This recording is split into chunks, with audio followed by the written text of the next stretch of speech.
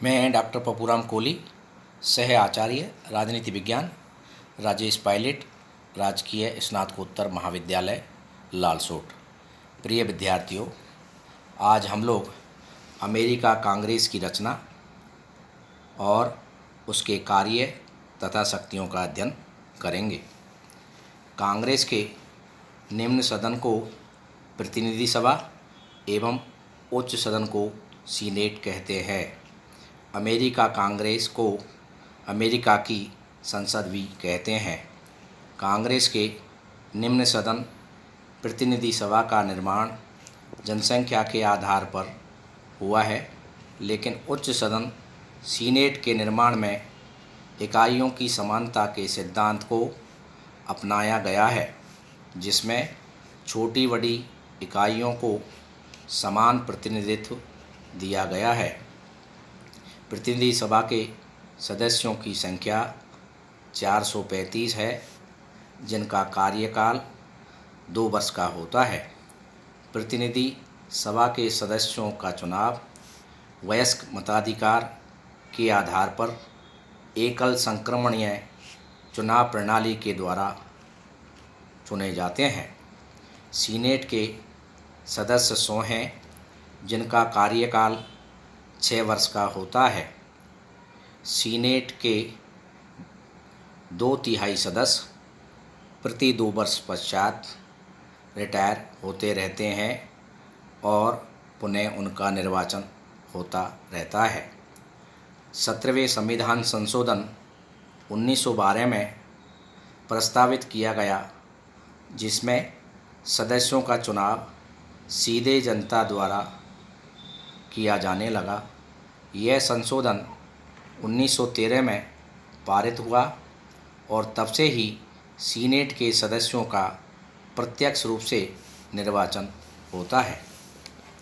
कांग्रेस की शक्तियां तथा कार्य।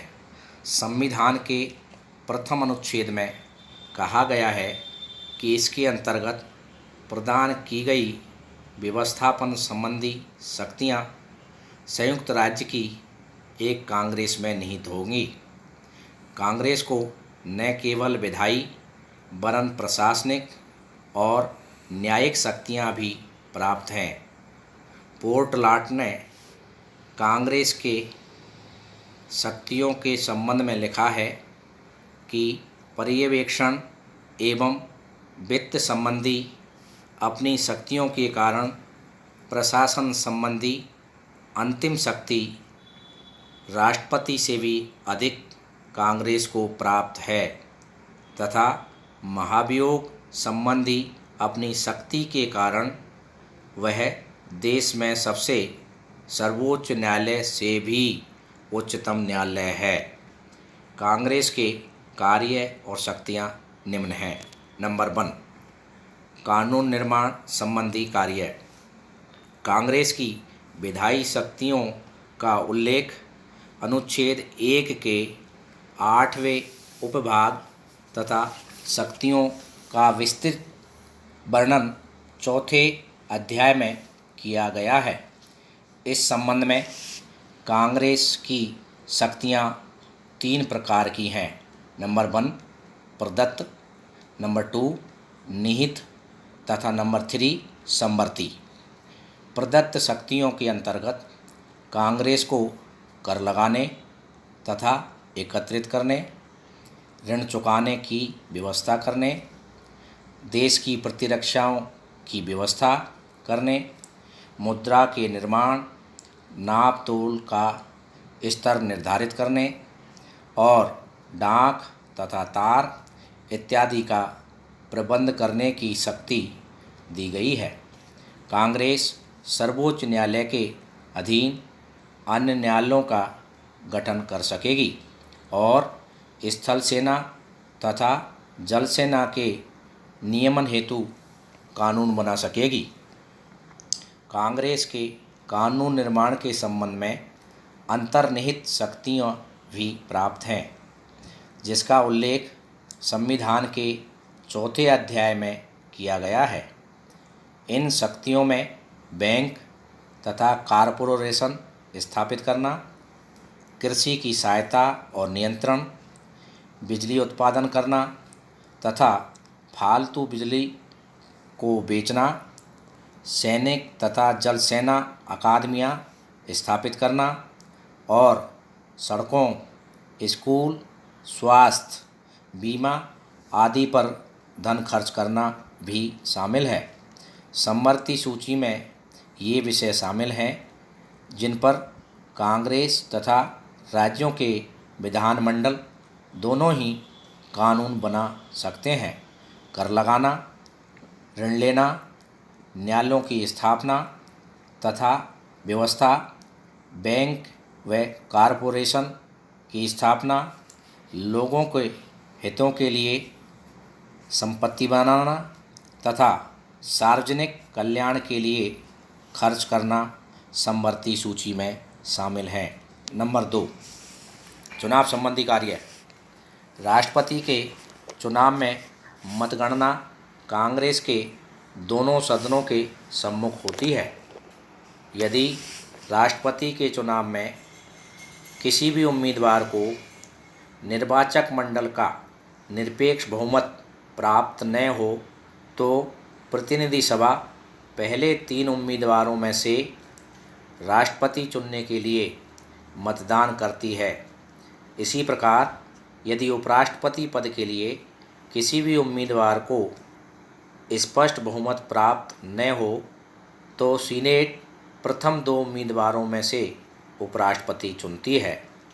प्रतिनिधि सभा द्वारा अपने अध्यक्ष और उपाध्यक्ष तथा सीनेट के द्वारा अपने उपसभापति का चुनाव किया जाता है। कांग्रेस का प्रत्येक सदस्य अपने सदस्यों का चुनाव तथा उसकी योग्यताओं का निर्धारण करता है। नंबर 3, कार्यपालिका संबंधी कार्य। संविधान के द्वारा कार्यपालिका शक्ति राष्ट्रपति को प्रदान की गई हैं, किंतु कांग्रेस और प्रमुखतया सीनेट राष्ट्रपति के इन कार्यों और शक्तियों में भागीदार है। राष्ट्रपति की नियुक्ति करने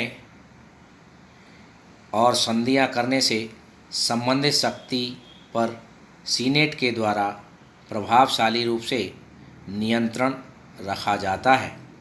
युद्ध की घोषणा केवल कांग्रेस के द्वारा ही की जा सकती है। नंबर 4, प्रशासन का निर्देशन व नियंत्रण। कांग्रेस का कार्य प्रशासन का निर्देशन और नियंत्रण करना भी है। कार्यपालिका विभागों से रिपोर्ट और सूचनाएं मांगकर इसके द्वारा निर्देशन और नियंत्रण की शक्तियों का प्रयोग किया जा सकता है। कांग्रेस द्वारा प्रशासनिक एजेंसियों और सेवाओं की स्वयं व्यवस्था की जा सकती है तथा उनके कार्य भी निर्धारित किए जा सकते हैं।